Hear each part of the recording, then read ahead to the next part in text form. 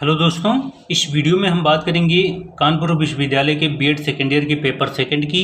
और ये paper second की यूनिट नंबर 4 है। और हम एग्ज़ाम प्लानर के जो इम्पोर्टेंट जो एमसीक्यू हैं उसको हम क्या कर रहे हैं, कवर कर रहे हैं। तो आप लोग इस वीडियो को अंत तक देखना, क्योंकि आज हम जो है सेकंड पेपर पूरा कंप्लीट करवाने वाले हैं। जितने भी आज पेपर्स हैं, यानी कि सेकंड पेपर के जितनी भी यूनिट्स हैं, आज हम सारी यूनिट्स को कवर कर देंगे ताकि आपका जो फर्स्ट सेकंड पेपर है वो कंप्लीट हो जाए। क्योंकि आपका फर्स्ट पेपर जो होगा वो सेकंड पेपर होगा 9 अगस्त को, इसलिए आपका सेकंड पेपर प्रिपेयर होना बहुत ज़रूरी है, जल्दी कंप्लीट हो जाए आपका सिलेबस सेकंड पेपर का। तो आप जो है इसको बार बार देखते हुए रिवाइज करते रहिएगा, और इसके बाद जो है हम बाकी पेपर्स की वीडियोस आपके लिए लाते रहेंगे। तो आप हमारे चैनल को सब्सक्राइब कर दीजिए, वीडियो को लाइक कर दीजिए, कमेंट करके अवश्य बताया कीजिए कि आपको हमारा प्रयास कैसा लगा, और इसे शेयर भी किया कीजिए ताकि अन्य लोगों को भी इससे लाभ मिले। तो आइए शुरू करते हैं। यूनिट नंबर 4 है सेकंड पेपर की, एग्ज़ाम प्लानर की, पाठ्यक्रम विकास में मुद्दे और प्रवृत्तियाँ। तो इसकी थ्योरी दोस्तों हम नहीं पढ़ रहे हैं, आप लोग थ्योरी जो है इसकी पढ़ लेना, जो भी कॉन्सेप्ट दिया है क्लियर कर लेना। उसके बाद जो है हम सीधे ऑब्जेक्टिव क्वेश्चन पर जाएंगे, वहाँ से हम ऑब्जेक्टिव क्वेश्चन सॉल्व करेंगे। तो आइए हेडिंग देख लेते हैं। परिचय दिया है, पाठ्यक्रम निर्माण में आधुनिक प्रवृत्तियाँ हैं। पहली है डिजिटल विविधता, और दूसरी है आवश्यकता आधारित पाठ्यक्रम, तीसरी है क्रेडिट बेस्ड सिस्टम के साथ मॉड्यूलर पाठ्यक्रम, चौथी है ऑनलाइन कोर्स, और फिर पांचवा दिया है 21वीं सदी के कौशल।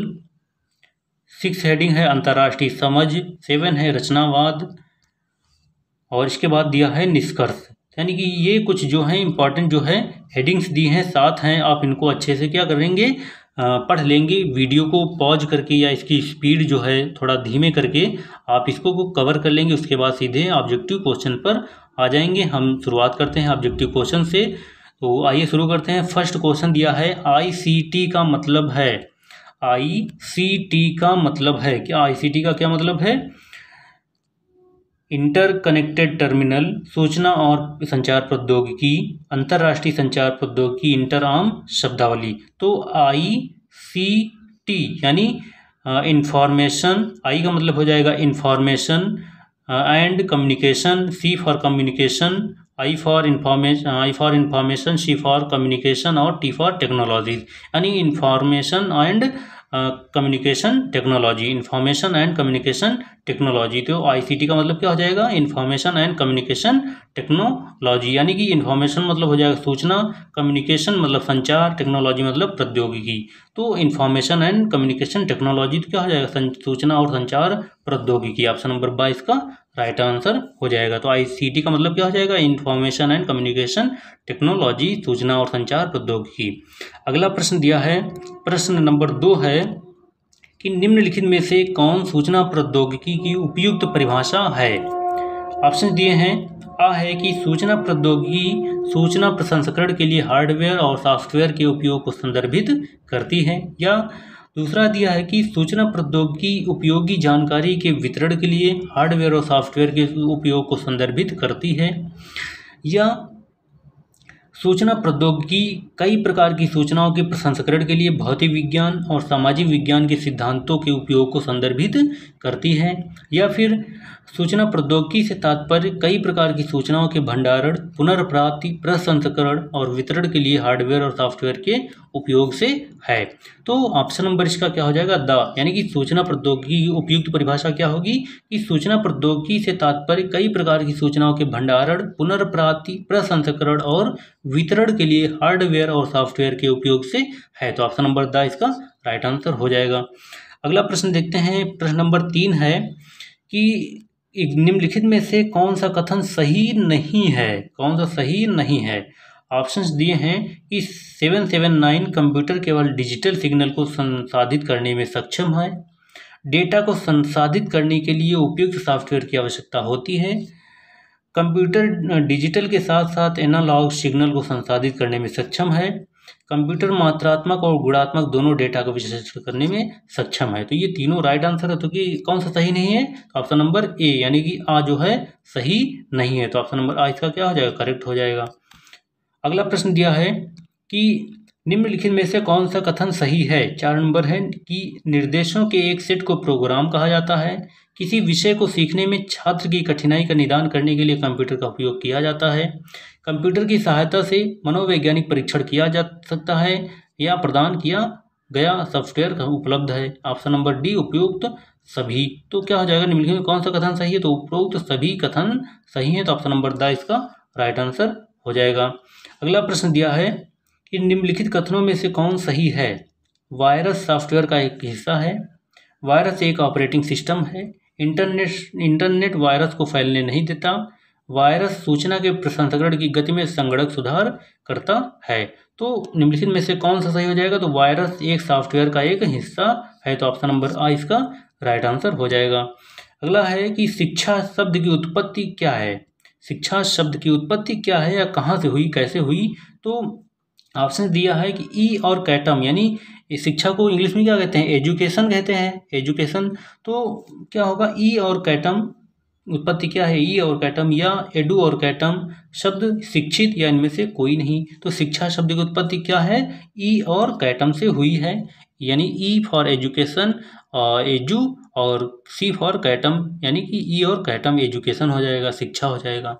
अगला प्रश्न दिया है कि निम्नलिखित में से कौन सा कथन सही है? शिक्षा एक कला है, शिक्षा एक विज्ञान है, या ना तो एक कला है और ना ही विज्ञान है। कुछ हद तक यह कला है और कुछ हद तक ही यह विज्ञान है। तो शिक्षा क्या है? कुछ हद तक यह कला है और कुछ हद तक यह विज्ञान है, तो ऑप्शन नंबर द इसका राइट आंसर हो जाएगा। अगला प्रश्न दिया है कि बिना किसी उद्देश्य, निश्चित अवधि और ज्ञान के अर्जित शिक्षा को विशिष्ट क्या कहते हैं? अर्जित विशिष्ट शिक्षा को क्या कहते हैं?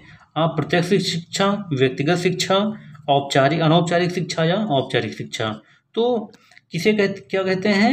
ये अनौपचारिक शिक्षा कहते हैं। किसे? बिना किसी उद्देश्य, निश्चित अवधि और स्थान के द्वारा अर्जित विशिष्ट शिक्षा को अनौपचारिक शिक्षा कहते हैं। ऑप्शन नंबर सा इसका राइट आंसर हो जाएगा। अगला प्रश्न देखते हैं। 9 नंबर दिया है कि निम्नलिखित में से कौन सा वाक्य शिक्षण की प्रकृति के बारे में सही है? यह नैदानिक है या उपचारात्मक है या निदान के साथ साथ उपचारात्मक भी है।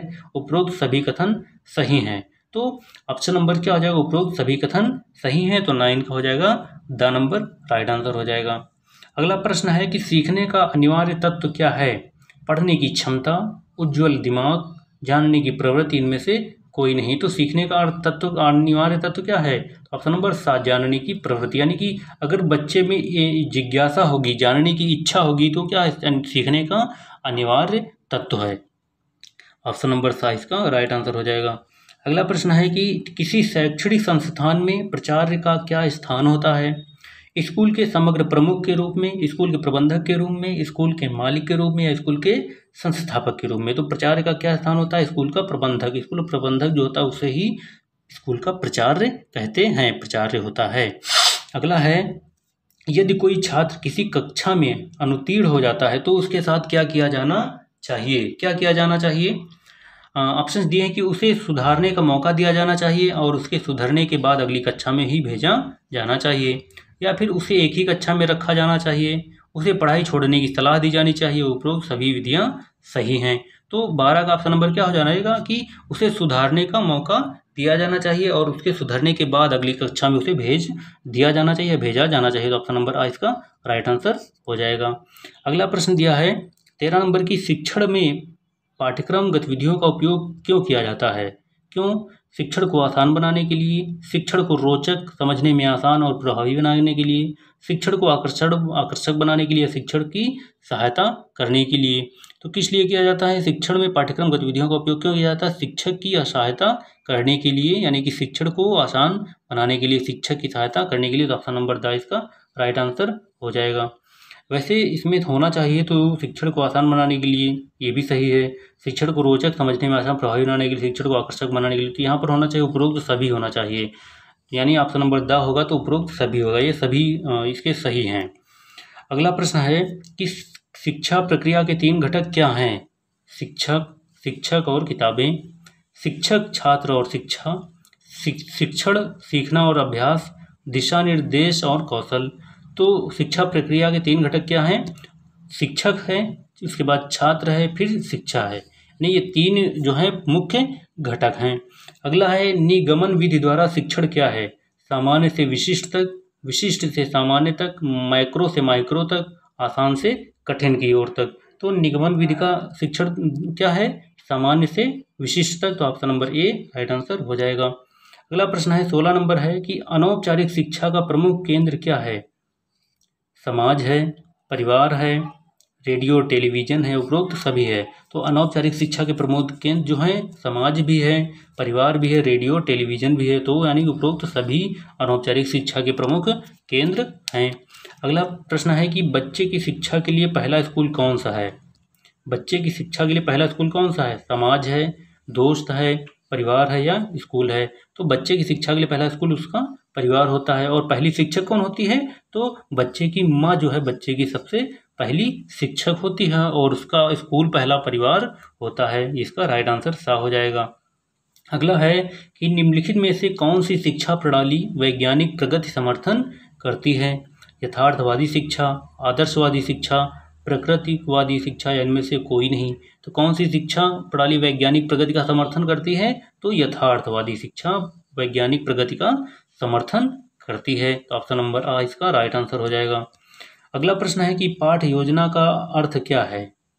पाठ योजना का अर्थ क्या है? इसे पढ़ाने से पहले पाठ को पढ़ने के लिए, एक सीमित अवधि में शिक्षक जो पढ़ाना चाहता है उसे तैयार करने के लिए, कक्षा में पूछे जाने वाले सभी प्रश्नों के विस्तृत उत्तर तैयार करने के लिए, पूछे जाने वाले प्रश्नों की सूची तैयार करना। तो पाठ योजना का अर्थ क्या है? कि इसे पढ़ाने से पहले पाठ को पढ़ने के लिए, यानी कि पाठ को पहले पढ़ाने से पहले क्या किया जाए?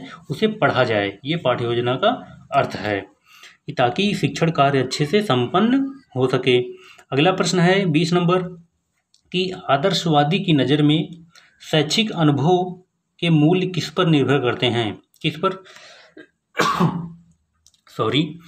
किस पर निर्भर करते हैं? छात्र को ठीक से प्रेरित किया गया है या नहीं, यह स्वीकृत संस्थानों को संरक्षित करता है या नहीं, या छात्र की इच्छाओं को किस हद तक संतुष्ट करता है, जिस तरह से यह भविष्य के अनुभव को प्रभावित करता है। तो आदर्शवादी की नज़र में शैक्षिक अनुभव के मूल्य किस पर निर्भर करते हैं? तो ऑप्शन नंबर बा यानी कि यह स्वीकृत संस्थानों को संरक्षित करता है या नहीं, इस पर निर्धारित करते हैं या निर्भर करते हैं। अगला प्रश्न है कि व्यावहारिकता के लिए कौन सी शैक्षिक गतिविधि सबसे अधिक वांछनीय है? तो व्यावहारिकता के लिए कौन सी शैक्षिक गतिविधि सबसे अधिक वांछनीय है? शैक्षिक वैज्ञानिकों द्वारा निर्धारित लक्ष्यों का अनुमान लगाना है, लोकतांत्रिक सिद्धांत में छात्र के अंधाधुंध के परिणाम, यह छात्र के भविष्य के अनुभवों पर लाभकारी प्रभाव डालता है, जो छात्र के लिए सहज, सक्रिय, निरंतर और आनंददायक और व्यावहारिक द्वारा विशेषता होता है। तो ऑप्शन नंबर आ राइट आंसर हो जाएगा। क्वेश्चन नंबर 22 है कि उदार बनाम व्यावसायिक शिक्षा के मुद्दे पर प्रगतिशील शिक्षकों का क्या दृष्टिकोण है? क्या दृष्टिकोण है? व्यावसायिक अंत सीखने को नीचा दिखाने के लिए लोड करता है। उदार कला विषय को व्यावसायिक प्रशिक्षण देना चाहिए। व्यावसायिक और उदार शिक्षा को अलग नहीं किया जाना चाहिए। सभी विषयों में व्यावसायिक का भी विन्यास होना चाहिए। तो ऑप्शन नंबर इसका बी जो है राइट आंसर हो जाने की बा, उदार कला विषय को व्यावसायिक प्रशिक्षण देना चाहिए। ये प्रगतिशील शिक्षकों का दृष्टिकोण है। अगला है आधुनिक शिक्षाविदों द्वारा निम्नलिखित में से कौन अधिक सामान्यतः स्वीकार्य है? कौन है? समय और स्थान के साथ अपरिवर्तनीय शिक्षा का एक ही उद्देश्य होना चाहिए। शिक्षा का एक भव्य उद्देश्य है और वह है बच्चे के आंतरिक स्वभाव का विकास। या समाज के कल्याण में योगदान शिक्षा का एकमात्र उद्देश्य होना चाहिए। या शिक्षा के कई उद्देश्य होने के लिए बाध्य हैं क्योंकि इसके सरोकार कई हैं, जैसे व्यक्ति, समाज, परिवार, राष्ट्र इत्यादि। तो ऑप्शन नंबर इसका दा यानी कि आधुनिक शिक्षाविदों द्वारा निम्नलिखित में कौन सी अधिक सामान्यतः स्वीकार्य है? तो शिक्षा के कई उद्देश्य होने के लिए बाध्य हैं क्योंकि इससे सरोकार कई हैं, जैसे व्यक्ति, समाज, परिवार और राष्ट्र इत्यादि, सभी के सरोकार जुड़े हुए हैं। अगला है कि शिक्षा में मानव क्षमता का विकास क्या है? व्यक्तिगत उद्देश्य है, सामाजिक उद्देश्य है, व्यक्तिगत और साथ ही सामाजिक उद्देश्य है या विशिष्ट उद्देश्य है। तो शिक्षा में मानव क्षमता का विकास क्या है? व्यक्तिगत उद्देश्य है। तो ऑप्शन नंबर इसका आ राइट आंसर हो जाएगा। अगला प्रश्न है कि शिक्षा के माध्यम से व्यक्तियों के बीच सामाजिक भावना और सहयोग का विकास क्या है? व्यक्तिगत उद्देश्य, सामाजिक उद्देश्य, राष्ट्रीय उद्देश्य या संवैधानिक उद्देश्य। तो क्या है, तो सामाजिक उद्देश्य ऑप्शन नंबर 22 का राइट आंसर हो जाएगा। अगला प्रश्न है कि निम्नलिखित में से कौन शिक्षा के सामाजिक उद्देश्यों की स्वीकार या आलोचना नहीं है। कौन सी नहीं है? वे व्यक्ति विरोधी हैं, वे गैर मनोवैज्ञानिक हैं क्योंकि वे व्यक्ति की क्षमताओं और हितों को ध्यान में नहीं रखते हैं, या फिर वे कला और साहित्य के विकास और विकास में बाधा डालते हैं, या फिर ऑप्शन नंबर द है कि उनमें मनुष्य केवल साध्य का साधन बन जाता है। तो ऑप्शन नंबर इसका क्या है, ई आ, यानी कि वे व्यक्ति विरोधी हैं, ये शिक्षा के सामाजिक उद्देश्यों की स्वीकार्य आलोचना नहीं है। ऑप्शन नंबर आ इसका राइट आंसर हो जाएगा। अगला प्रश्न देखते हैं, प्रश्न नंबर 27 है कि निम्नलिखित में से किसके द्वारा शिक्षा के व्यक्तिगत उद्देश्य पर जोर नहीं दिया गया है। व्यक्तिगत स्वतंत्रता के द्वारा, आत्म अभिव्यक्ति के द्वारा, आंतरिक क्षमता का विकास, सहिष्णुता और अहिंसा के मूल्यों का विकास। तो किसके द्वारा? तो ऑप्शन नंबर द, यानी कि सहिष्णुता और अहिंसा के मूल्यों का विकास, इसके द्वारा शिक्षा के व्यक्तिगत उद्देश्य पर जोर नहीं दिया गया है। अगला प्रश्न है 28 नंबर है कि निम्नलिखित में से कौन सा कथन शिक्षा के व्यक्तिगत उद्देश्यों के पक्ष में नहीं जाता है। कौन सा कथन? कि व्यक्ति समाज के लिए एक संपत्ति है, उसका विकास और विकास आवश्यक है, व्यक्ति मजबूत है जो तो समाज मजबूत है, प्रत्येक व्यक्ति अद्वितीय है, उसकी क्षमताओं का विकास आवश्यक है, या समाज सर्वोच्च है और सभी व्यक्ति इसके केवल हिस्से हैं। तो कौन सा कथन सही है? तो समाज सर्वोच्च है और इसके सभी व्यक्ति इसके केवल क्या हैं? इसके केवल एक हिस्से हैं। ऑप्शन नंबर द इसका राइट आंसर हो जाएगा। अगला प्रश्न है 29 है कि शिक्षा के सामाजिक और व्यक्तिगत उद्देश्यों के बारे में निम्नलिखित में से कौन सा दृष्टिकोण सबसे सही है। कौन सा? व्यक्तिगत उद्देश्यों को सामाजिक उद्देश्यों के लिए वरीयता दी जानी चाहिए, व्यक्तिगत उद्देश्यों के लिए सामाजिक उद्देश्यों को प्राथमिकता दी जानी चाहिए, व्यक्तिगत उद्देश्य शिक्षा के सामाजिक उद्देश्यों में निहित हैं, या व्यक्तिगत और सामाजिक उद्देश्य केवल एक ही सही के केवल दो पहलू हैं, एक ही सिक्के के दो पहलू हैं।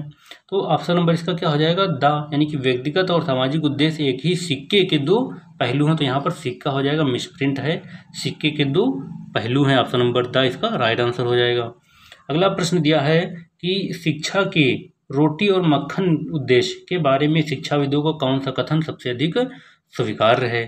ऑप्शन नंबर आ है कि यह सबसे महत्वपूर्ण उद्देश्य है और शिक्षाविदों द्वारा सर्वोच्च प्राथमिकता दी जानी चाहिए, यह शिक्षा के अन्य उद्देश्यों के साथ समान रूप से महत्वपूर्ण है, यह केवल आंशिक रूप से स्वीकार्य है।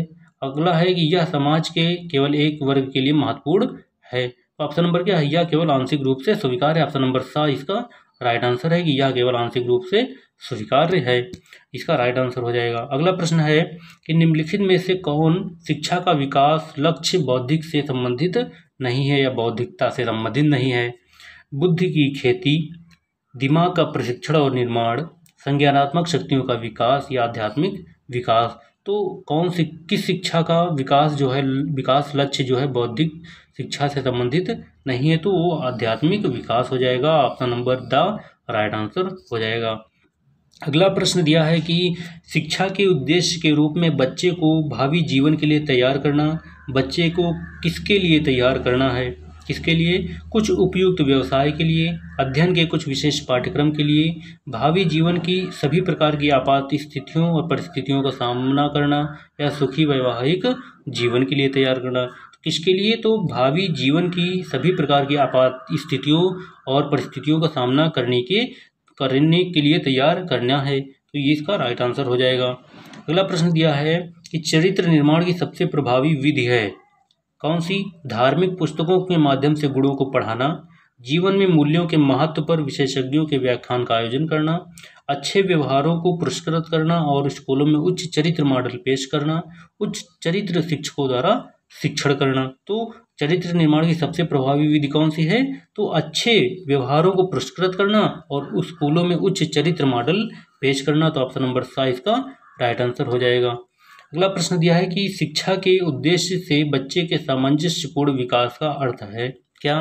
कि मन के सभी गुणों का अधिकतम संभव सीमा तक विकास, एक स्वस्थ शरीर में एक स्वस्थ दिमाग का विकास, शारीरिक, मानसिक, नैतिक और आध्यात्मिक क्षमताओं का विकास बच्चे के संतुलित तरीके से हो, बच्चे की समायोजन क्षमताओं का विकास हो। तो सामंजस्यपूर्ण विकास का अर्थ क्या हो जाएगा कि शारीरिक, मानसिक, नैतिक और आध्यात्मिक क्षमताओं का विकास बच्चे के संतुलित तरीके से हो। तो ऑप्शन नंबर 7 इसका राइट आंसर हो जाएगा।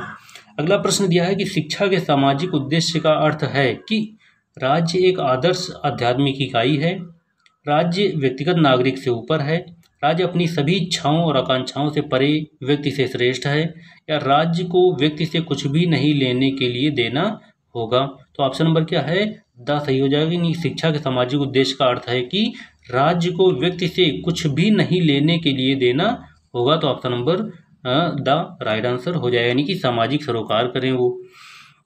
अगला प्रश्न दिया 36 नंबर की, राज्य शिक्षा की कठोर व्यवस्था इस आधार पर न्यायोचित है कि राज्य क्या करना चाहिए, राज्य क्या करता है कि क्या सिखाया जाना चाहिए और कैसे सिखाया जाना चाहिए, यह तय करना सर्वोच्च है। अपने व्यक्तिगत सदस्यों के जीवन और नियति पर पूर्ण नियंत्रण रखता है। नागरिकों को एक ऐसे पैटर्न में ढालने का अधिकार और बाध्य कर्तव्य है जो अपने स्वयं के संरक्षण और वृद्धि के लिए बनाता है, या फिर राज्य शिक्षा के प्रबंधन के लिए बेहतर संसाधन है। तो राज्य शिक्षा की कठोर व्यवस्था इस आधार पर न्यायोचित है कि राज्य नागरिकों को एक ऐसे पैटर्न में ढालने का अधिकार और बाध्य कर्तव्य है जो अपने स्वयं के संरक्षण और वृद्धि के लिए बनाता है। तो ऑप्शन नंबर 7 इसका राइट आंसर हो जाएगा। अगला प्रश्न है 37 नंबर की, शिक्षा के सामाजिक उद्देश्य किसका प्रशिक्षण है। समाज की जरूरतों को पूरा करने के उद्देश्य से व्यक्तियों को उनकी जरूरतों के अनुसार, व्यक्ति अपनी क्षमता के अनुसार, सुविधाओं के अनुसार व्यक्ति। तो शिक्षा के सामाजिक उद्देश्य किसका प्रशिक्षण है, तो समाज की जरूरतों को पूरा करने के उद्देश्य से व्यक्ति, यानी कि अपना प्रशिक्षण करे, समाज की जरूरतों को पूरा करने के उद्देश्य से व्यक्ति क्या करे, अपना प्रशिक्षण करे या अपना विकास करे। इसका राइट आंसर हो जाएगा। अगला प्रश्न देखते हैं 38 नंबर दिया है कि शिक्षा का व्यक्तिगत उद्देश्य क्या दर्शाता है। शिक्षा को सभी के लिए उन परिस्थितियों को सुरक्षित करना चाहिए जिनके तहत व्यक्तित्व सबसे अधिक विकसित होता है, या फिर इसे पूरे समाज की शांति और खुशी में योगदान देना चाहिए। इसमें हर साल अधिक से अधिक संस्थान होने चाहिए। कुल मिलाकर यह निजी क्षेत्र की चिंता का विषय होना चाहिए। तो शिक्षा का व्यक्तिगत उद्देश्य क्या है कि शिक्षा को सभी के लिए उन परिस्थितियों को सुरक्षित करना चाहिए जिनके तहत व्यक्तित्व का सबसे अधिक विकसित होता है, यानी जिनमें व्यक्तित्व क्या होता है, सबसे अधिक विकसित होता है। ये इसका राइट आंसर हो जाएगा। अगला प्रश्न दिया है कि शिक्षा के किस दर्शन के अनुसार बचपन अपने लिए वांछनीय है और बच्चों को चाहिए बच्चे हों, यानी किस दर्शन में, आदर्शवाद, व्यवहारिकता, प्रकृतिवाद या यथार्थवाद। तो किस दर्शन के अनुसार, तो प्रकृतिवाद। ऑप्शन नंबर 7 ये राइट आंसर हो जाएगा।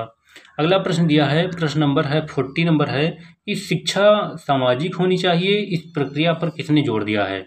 शिक्षा सामाजिक होनी चाहिए, इस प्रक्रिया पर किसने जोर दिया, विवेकानंद ने, जॉन डीवी ने, रूसो ने, या पेस्टलो-जूजिक जे ने। तो शिक्षा सामाजिक होनी चाहिए, इस प्रक्रिया पर जॉन डीवी ने जोर दिया है। तो ऑप्शन नंबर 7 इसका राइट आंसर हो जाएगा। तो दोस्तों हमारी यूनिट नंबर 4 है, ये भी हमारी कंप्लीट हो गई है। इसके बाद यूनिट नंबर है पाठ्यक्रम मूल्यांकन और निर्धारण। तो आज हम यहीं तक रखते हैं। इसके बाद जो नेक्स्ट वीडियो आएगा उसमें हम अगली यूनिट कवर करेंगे। तो आपको ये वीडियो कैसा लगा कमेंट करके हमें अवश्य बताइए। और आज हम आपका सेकंड पेपर जो है वो पूरा कंप्लीट करवा रहे हैं। तो आपको ये हमारा प्रयास कैसा लगा आप हमें कमेंट करके बताइए। चैनल को सब्सक्राइब कीजिए, वीडियो को लाइक कीजिए और इसे ज़्यादा से ज़्यादा शेयर भी कीजिए। फिर मिलते हैं अगली यूनिट के साथ। फिर तब तक के लिए नमस्कार, धन्यवाद।